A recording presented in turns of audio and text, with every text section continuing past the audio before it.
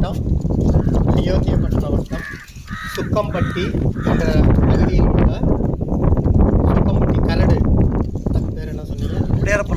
உடையாரப்பன் கரடு அப்படிங்கிற ஒரு கரட்டில் வந்து ஒரு கல்வெட்டு பார்த்துருக்கோம். இது ஏற்கனவே பதிவான கல்வெட்டா என்னன்னு தெரியல, செக் பண்ணி பார்க்கலாம்.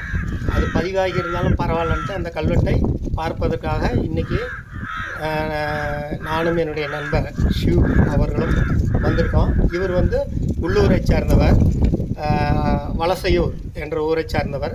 நேற்று இரவு இவரை சந்திக்கும் போது இப்படி ஒரு கல்வெட்டு இருக்குது அப்படிங்கிற தகவலை சொன்னார்.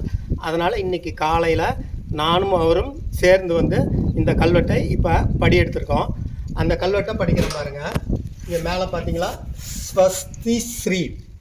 இது வந்து ரொம்ப ஒரு பழமையான கல்வெட்டு தான், சோழர் கால கல்வெட்டு.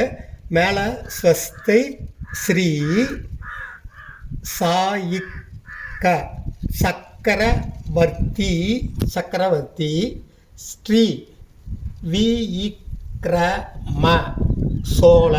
விக்ரம சோழ தேவருக்கு.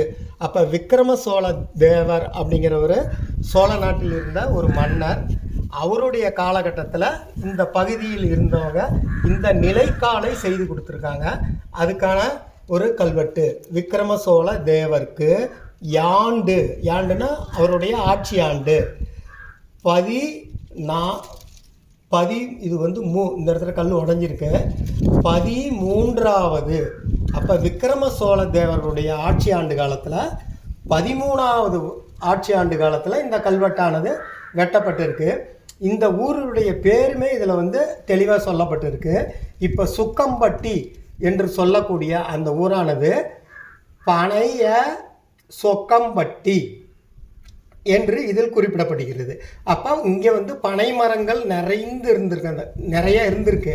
அந்த காலகட்டத்தில் சொக்கம்பட்டி என்று சொல்லக்கூடிய இந்த ஊரானது பனைய சொக்கம்பட்டி அப்படின்னு சொல்லிட்டு கல்வெட்டுகள் இங்கு குறிப்பிடுகிறது. அந்த சொக்கம்பட்டிங்கிறது தான் மருவி இன்னைக்கு சுக்கம்பட்டி என்று குறிப்பிடப்படுகிறது. சொக்கம்பட்டி.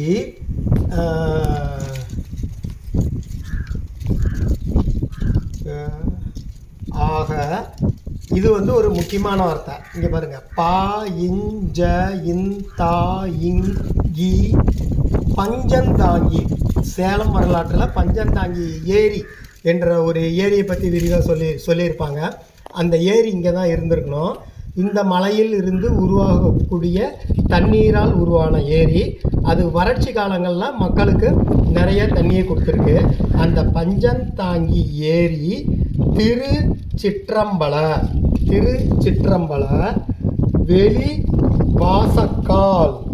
இதோட இது முடிஞ்சிருக்கு. அதாவது இந்த வெளி வாசல்கால் யார் செஞ்சு கொடுத்துருக்காங்கனாக்கா, இந்த பனைய சொக்கம்பட்டி என்ற ஊரை சேர்ந்த இந்த பஞ்சந்தாங்கி ஏரி பகுதியை சேர்ந்த திருச்சிற்றம்பலம். இந்த கோயிலில் இருக்கக்கூடிய திருச்சிற்றம்பலம்னா இறைவனுடைய அடியார்கள் செஞ்சு கொடுத்துருக்காங்க அப்படிங்கிறத இந்த கல்வெட்டு சொல்லுது.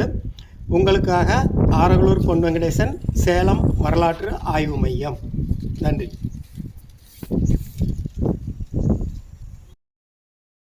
சேலம் மாவட்டத்தில் இது போன்ற கல்வெட்டுகள் நிறைந்து காணப்படுகிறது. சுக்கம்பட்டி என்ற ஊரில் இருந்த இந்த கல்வெட்டை பார்த்தோம்.